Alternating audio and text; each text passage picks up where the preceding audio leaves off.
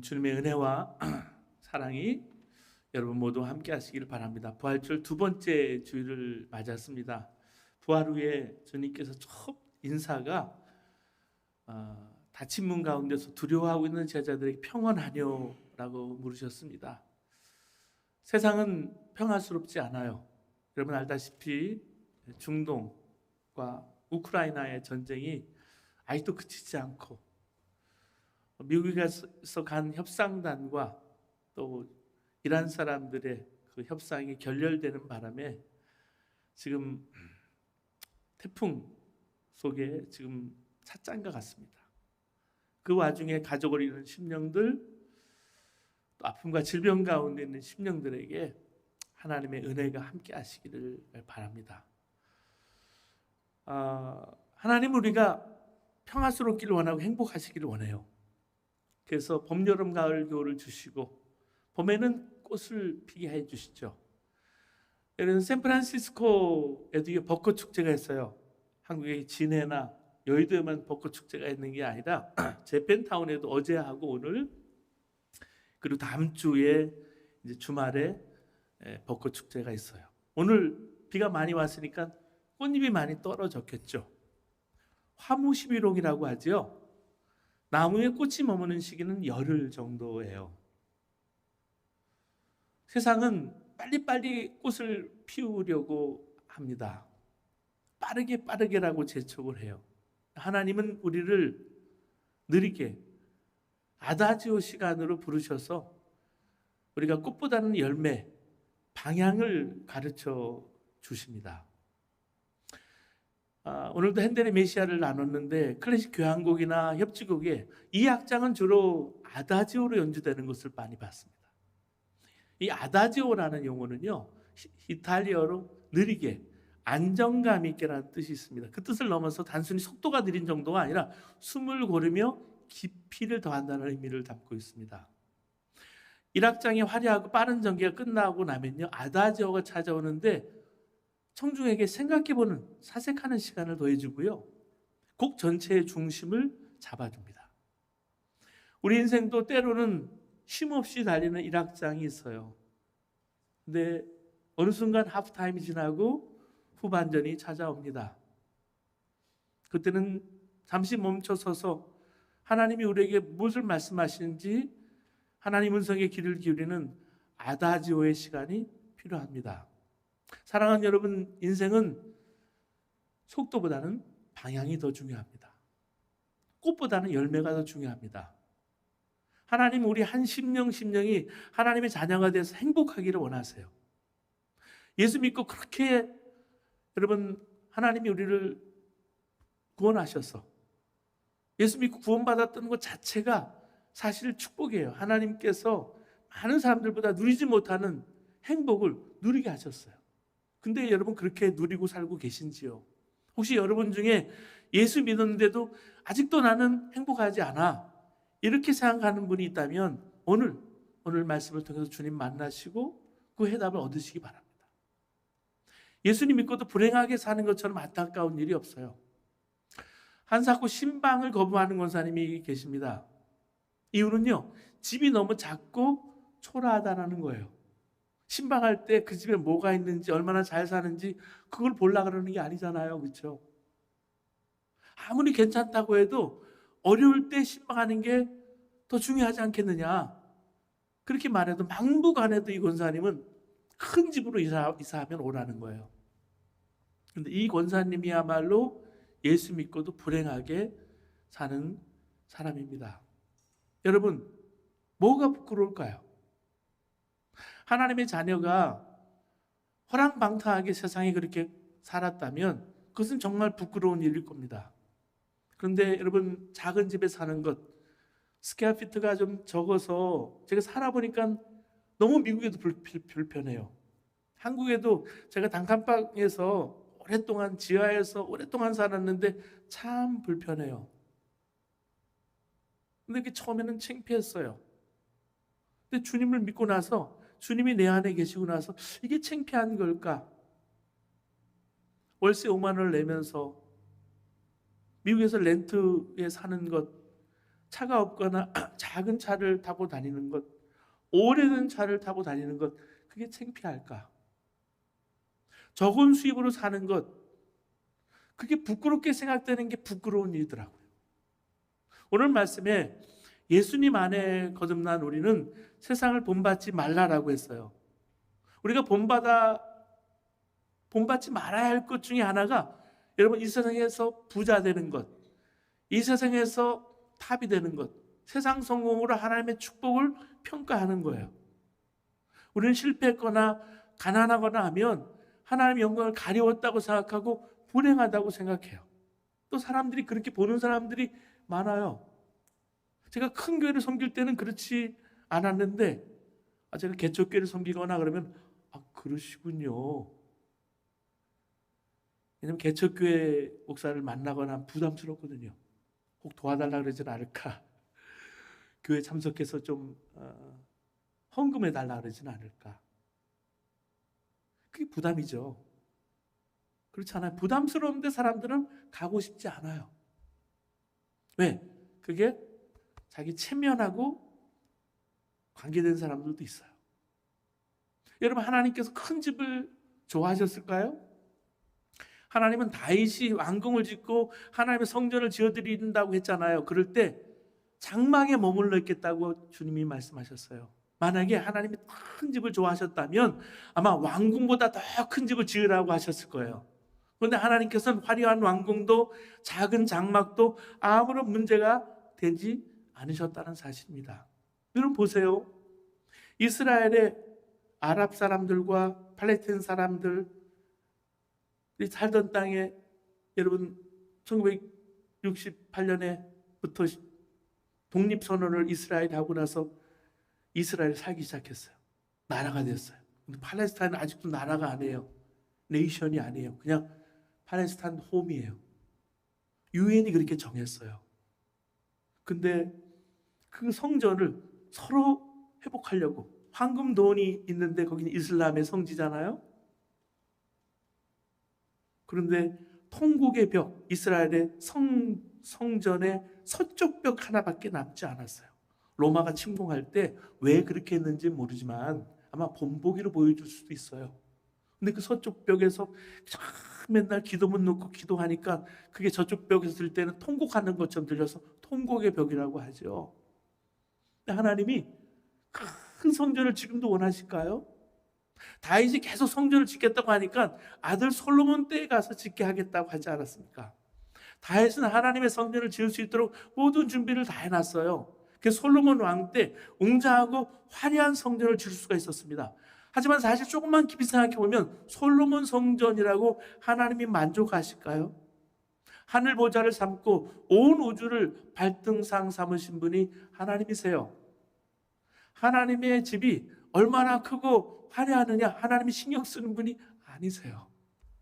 그렇다면 성자 예수님께서 굳이 말구 위에 태어나지 않으셨을 것이고요. 성령 하나님께서 우리 마음에 오시지도 않으셨을 거예요.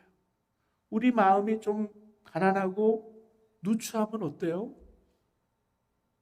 그런 더러운 곳에, 냄새나는 곳에 주님이 오셨잖아요. 주님이 여러분 마음에 계시죠. 우리 마음에 온갖 죄와 욕심, 미움으로 얼마나 더럽습니까? 전 세계를 보세요.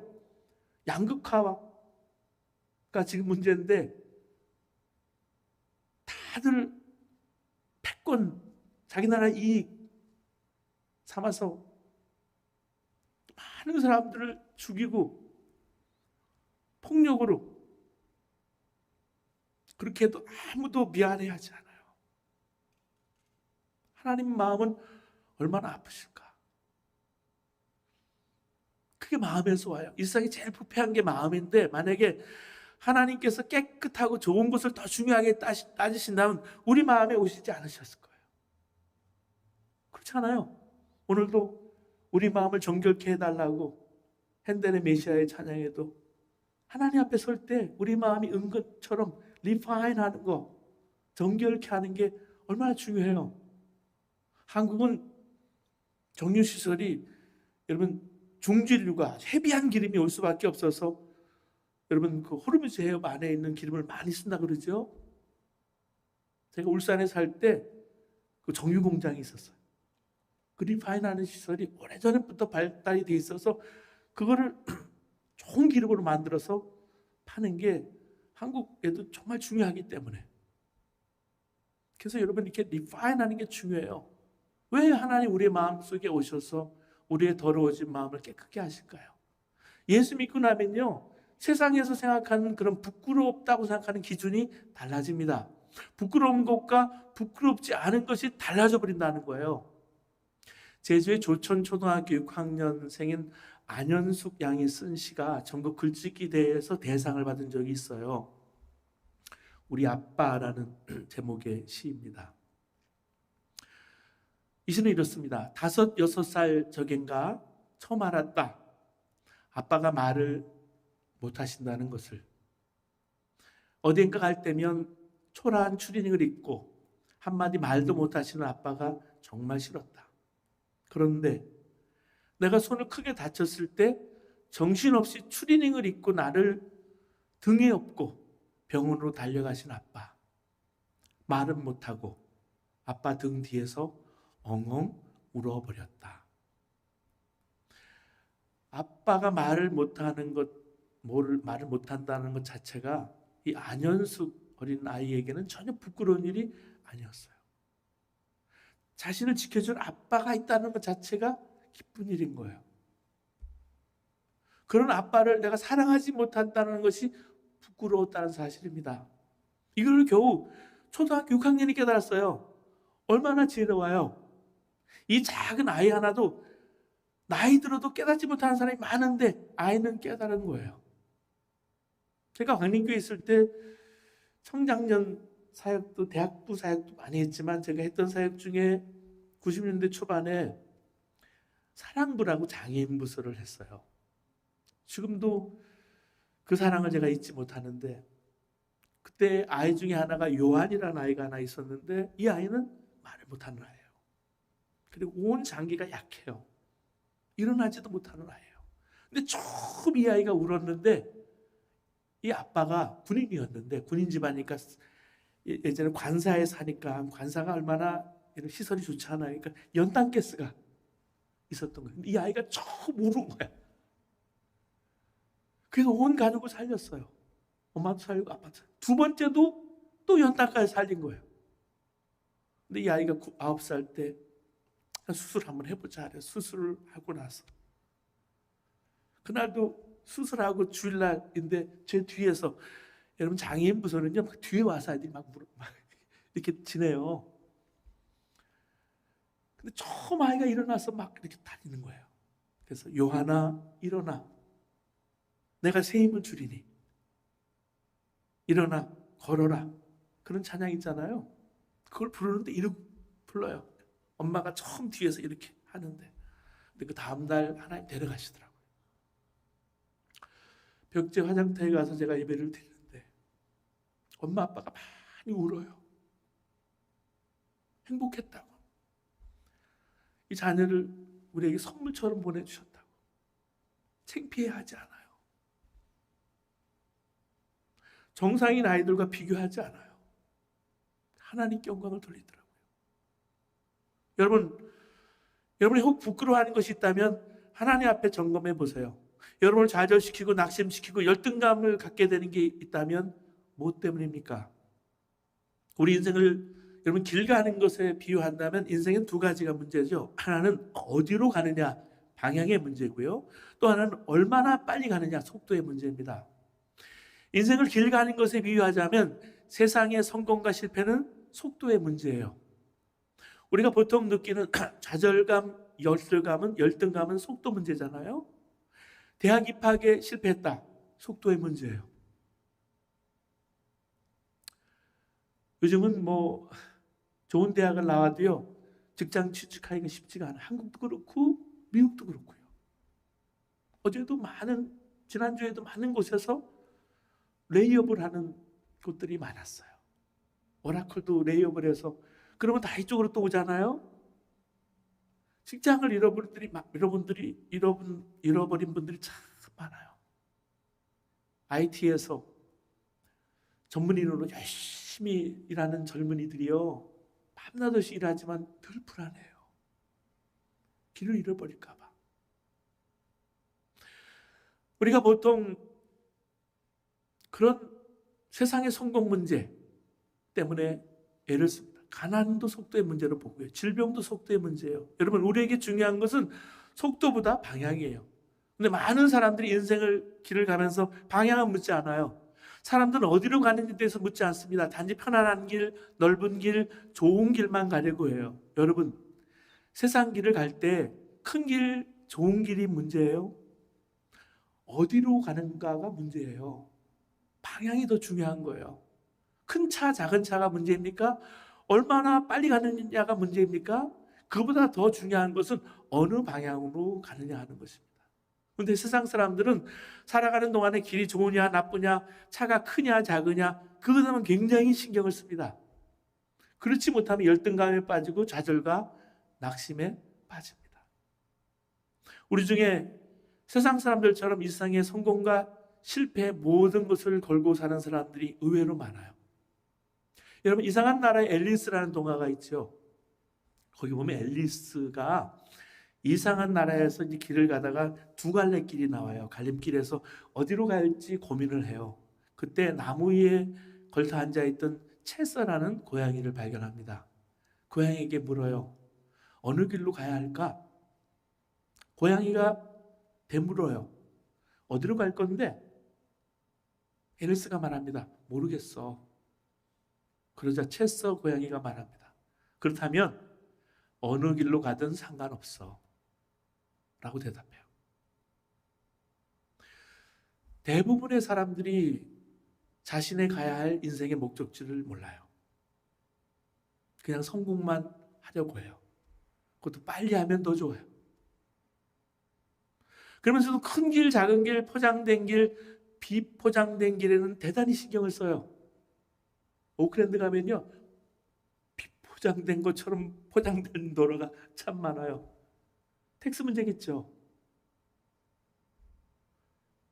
근데 사람들은 좋은 길을 가려고 해요. 차가 큰 차인가, 새 차인가, 얼마나 비싼 차인가 정말 굉장히 신경을 써요. 참 이상하지 않습니까? 빨리 가는 것만 중요한 게 아니에요.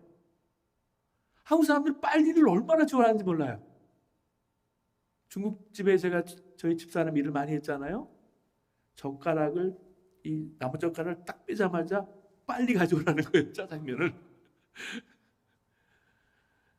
그렇게 빨리를 좋아해요. 도대체 그렇게 빨리 못하러 가느냐 물으면 대답은 못해요. 이게 이 세상을 살아가는 사람들의 모습입니다. 근데 오늘 말씀 보면 이렇게 살지 말라는 거거든요.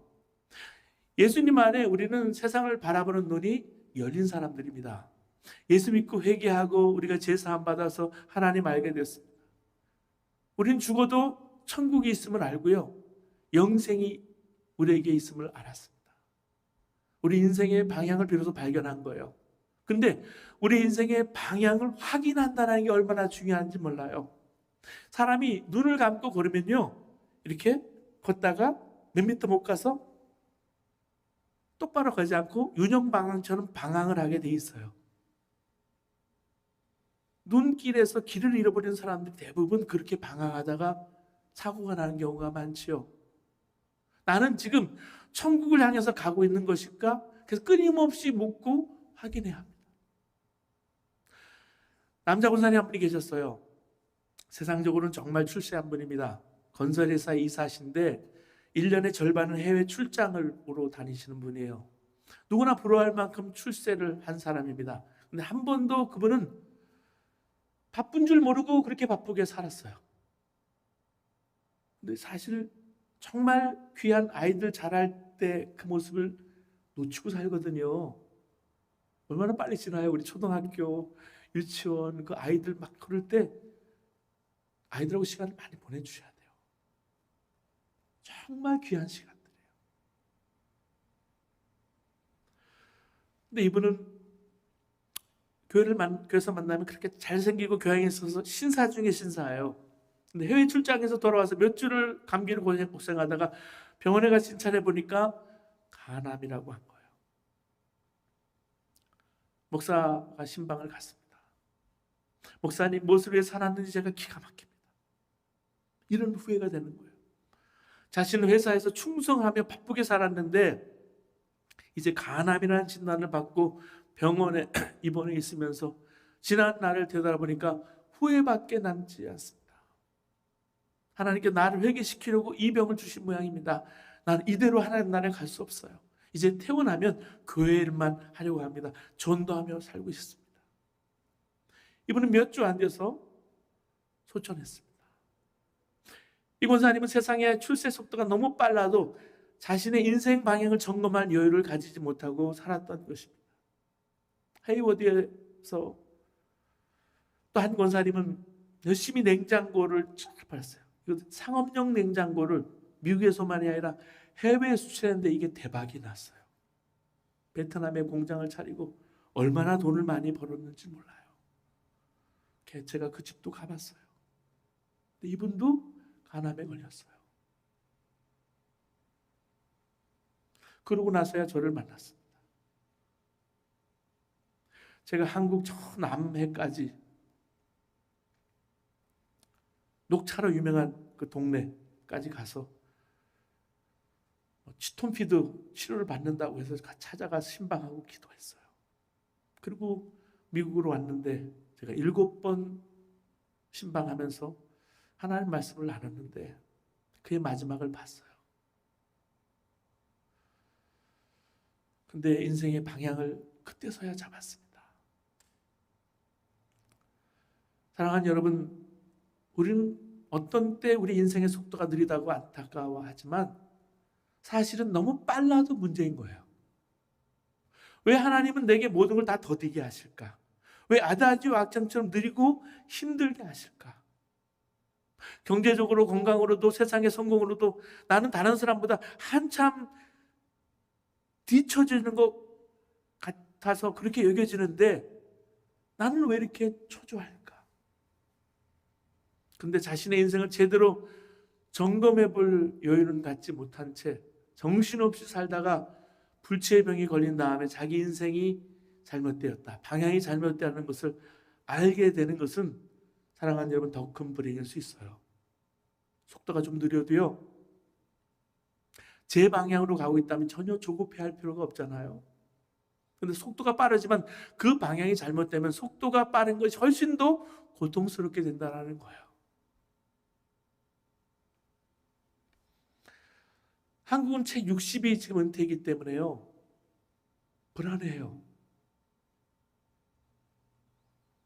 임원을 달아도요 2년 3년은 계약직이에요. 대부분 분들이 건물을 관리하거나 건물 관리하는 일을 하거나 청소를 하거나 주차 관리하는 일을 하게 되는 거예요. 그럼 부끄러워해요. 그게 부끄러워할 일이 아니거든요. 여러분, 인생길에 있어서 대부분 속도의 좌절이 방향을 조절해주는 역할을 해요. 그래서 위대한 사람들은 다 실패하고 고난의 시기가 있었고요, 그때 방향을 전환합니다. 병중에서, 가난해서 큰 실패를 통해서 하나님 만났고 인생의 목적을 찾았다는 거예요. 오늘 성경 말씀에 보면 너희 몸을 하나님 기뻐하시는 거룩한 산 제사로 드리라 그랬습니다. 우리에게 도전합니다. 세상 사람들처럼 살지 않고 주님을 사랑하고 주님을 위해 살라는 거예요. 거창하게 살라는 게 아니잖아요. 인생의 방향을 분명히 하라는 거예요. 이때 감동이 와요. 하나님께 영광을 돌리는 게 뭔지. 조사옥 목사님 번역하신 책 중에 어둠 속에 빛나는 등불을 들고라는 책이 있습니다. 스티븐 매트 선교사님의 일생을 담은 전기인데요, 스티븐 매트 선교사님은 영국 사람인데 사실은 중국에서 태어납니다. 세계 2차 대전 때 전쟁이 일어나니까 일본 포로 수용소에 갇혀서 말할 수 없는 고생스러운 시절을 보낸 분입니다. 일본군의 잔혹함을 보면서 일본 사람을 마음속에서 증오했는데 그 수용소에서 에릭 리델 선교사를 만나면서 인생이 바뀌어요. 여러분, 에릭 리델 선교사님은 제가 지난번에 소개를 했지만 1924년에 파리 올림픽에서 금메달을 딴 사람입니다. 사실 이 에릭 리델은 100m가 주종목인데 가장 유력한 금메달 후보인데 결승전이 주일에 열려서 포기한 거예요. 이때 당시만 해도 주일을 지키지 않으면 생명을 잃는 것 같이 그렇게 지켰어요. 지금하고는 다르지만 이분은 이걸 생명처럼 지킨 거예요. 그래서 주일날 못 나갔어요. 100m 못 나갔어요. 이 재능이 아까운 사람들이 400m도 있다. 이때 출전을 권해서 나갑니다. 이때 세계 신기록으로 금메달을 땄어요. 에릭 리더는 모든 명예와 부를 얻었지만 다 포기하고 중국 선교사로 헌신했습니다. 결국 일본 수용소에서 뇌종양으로 세상을 떠나게 됩니다. 그런데 에릭 리델과 이 선교사님, 이 매트 갑 선교사님과 성경 공부를 이 포로 수용소에서 하게 됐는데 원수를 사랑하라는 말씀 성경에 나오는데 논쟁이 벌어진 거예요. 성경 공부 시간에 에릭 리델 선교사님이 스티브 매트카프에게 일본 사람을 사랑하라고 가르친 거예요. 도문지 나는 할 수 없다 라고 하는데 일본 사람을 좀 기도해 보라는 거예요. 그래서 순종해서 억지로 일본 사람에서 기도하다가 마음이 뒤집어졌어요. 그리고 전쟁이 끝나고 일본 선교사로 가게 됐습니다. 선교의 열매가 없을 수가 없는 거죠. 여러분, 이분은 속도보다 방향을 전하고 자기 삶을 산제사로 드린 겁니다. 우리는 때때로 방향을 정하는데 방향은 맞는데 속도 때문에 안타까워할 때가 있어요. 분명히 주님이 기뻐하신 일을 내가 하는데 경제적인 어려움이 오네요. 기타 여러 가지 어려운 일이 부딪히면 왜 이렇게 힘든가 이런 생각이 들 때가 있어요. 목회자는 안 그럴까요? 저도 그래요. 근데 속도의 좌절을 하나님이 허락하실 때가 있더라고요. 근데 까닭이 있어요.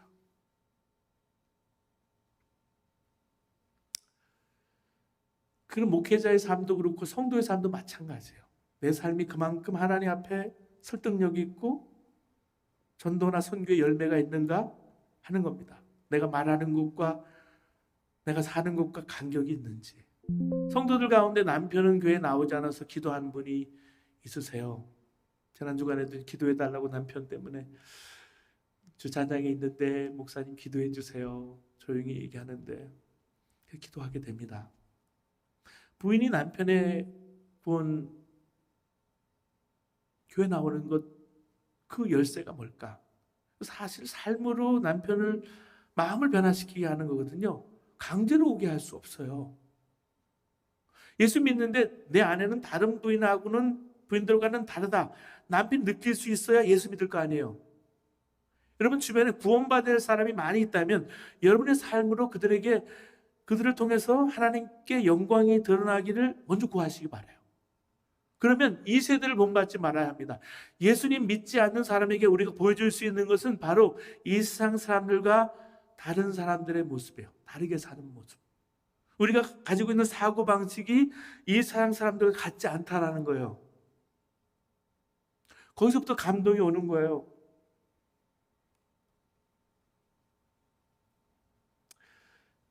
모슬렘이 여러분 중동만 해야 유럽도 잘 장악하고 있잖아요. 기독교 패권을 가지고 트럼프가 그렇게 트럼프 대통령이 그렇게 하면 복음이 중동에서 전해주고 경제적으로도 그렇고 다 차지하게 될까?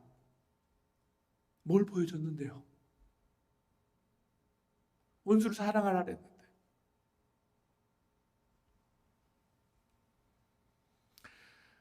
언제나 하나님의 기뻐하신 뜻이 무엇인지 분별해서 순종의 삶을 살아야 돼요.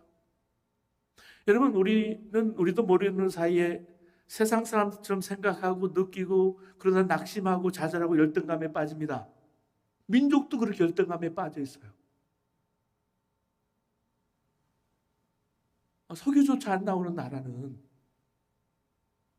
아프리카와 정말 느리고 힘들게 살아가는 나라와 자녀들은 어떻게 해요? 인생의 방향이 바로 되어져 있다면 속도 문제는 아직 결론 내릴 문제가 우리가 결론 내리고 판단할 문제가 아니잖아요. 여러분 인생의 방향이 지금 분명하지 않다면 그것은 속도 문제와 상관없이 정말 얼전한 문제예요. 시급한 문제예요. 오늘 속도보다 방향이 중요한 내 인생 앞에 느리고 힘든 아다지오 악장 같은 삶이 기다리고 있다 할지라도 여러분 우리 인생의 아름다운 음악을 만들어 가시는 분은 하나님이세요. 이제 주님 바라보시고 방향을 분명히 하시기 바랍니다. 여러분 인생의 하프타임을 지난 이후에 인생의 아름다운 이 악장에서 아름다운 여러분 삶을 인생의 무대로 만들어 가실 때 주님 쓰임 받는 인생이 되시기를, 또 하나님께 주시는 말씀으로 여러분의 눈이 띄어지시기를 주님의 이름으로 축원합니다. 기도하시겠습니다.